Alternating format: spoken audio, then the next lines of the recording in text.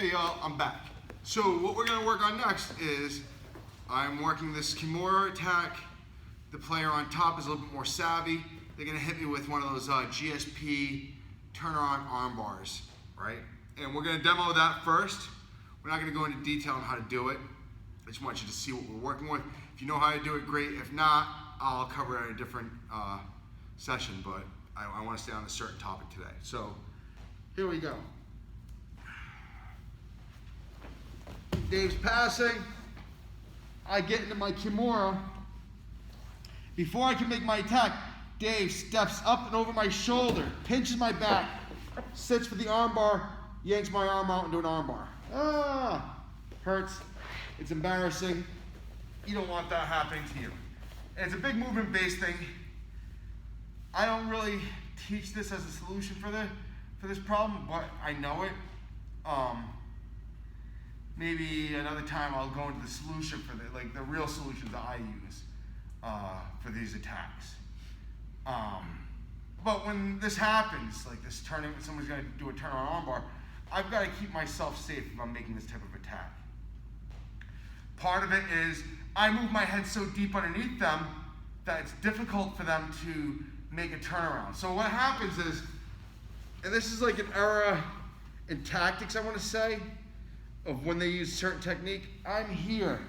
It's trying to do a kimura where he's not moving away from his elbow. He's not moving in this direction. If he's just settling, yeah, I might be able to pull out, but that's not my nature. That's me fighting Davey, and I don't like to do that, not from a weakened position. And I don't like to put my back to the mat, right? So my solution is to always move under if they stop or move any pressure towards my head, right? So if he starts to pop up and start turning around, I'm not trying to put my back on the mat. I'm trying to move underneath him. And I can put pressure, push his hand into his belly. From this position, I move back. I can tip Davey right into the well. It's hard to see how the movement really works. A, because Davey now knows what's going to come, but B, we're doing stop motion.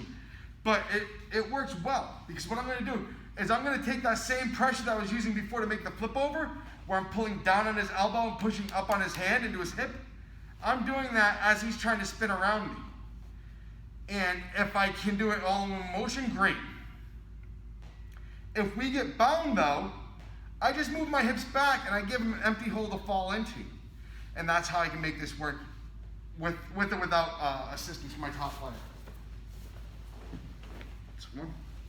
So remember, I'm moving here, I've gotten to here. This is the decision matrix, right? If he stays still, I don't try and pull it out. I don't want to put my back to the mat. I don't want to give him any excuse to put his weight on top of me. If he stays still, I move under.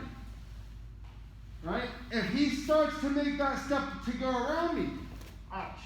I get kneed in the head by my jerk, soon to be forever brown belt, and I'm going to move my body underneath him.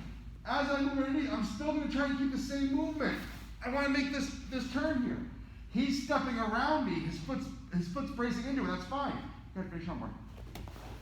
As he tries to finish the armbar, I keep that pressure. I move back, and now we're here in attack mode. 1, 2, or you start body triangling, or different attacks, whatever you like to do. Do what you like to do from that position. I might tend to just try and make that full rotation straight into an armbar. If I start with control of your arm, I'll try and keep that control of your arm. I'm not going to keep it at all costs, but I'll try and hang on to it. I might transition to a head and arm. I might take your back for a half second. When you start your defense, I might try and switch to that armbar again. We might start going to bow and arrow chokes. We might go, there's a million things that might happen. You have a wide choice range right there, right? So that's one. The next bit is maybe I'm a little bit behind the 8 ball. I'm going to try and reverse my course again, but differently. So when Davey or Matt, actually let me swap out so I can show Davey with Matt. So when this happens, maybe I'm a little bit behind the 8 ball, I wasn't paying attention. I was looking at what my coach was saying, whatever. Wasn't paying attention, I got a half step behind. I need to correct that, and I'm gonna try and counter-attack with an armbar.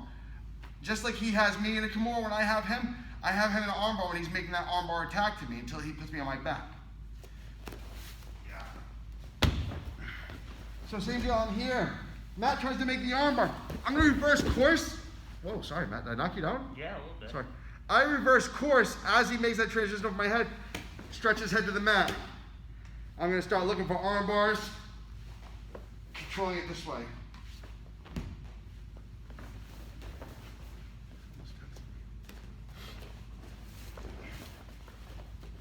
You've never seen that one? No, I have seen it. I'm not used to. Me doing anything off my back, so I'm lazy? Yeah. Shut up. It's not a lie. I'm pretty lazy. I don't like to fight off my back. Let's move this way so people can see a little bit. So when I get here, he goes. Watch. Instead of trying to make this fight, I'm going to make this step reverse course. I'm here. I got him. Control his elbow. Crank it until he cries. You understand that, David? Yeah. Want to feel it? Matt, did you want to feel the first part? Sure. Let's see how much time we're at now. Oh yeah, 4 more minutes. Review this.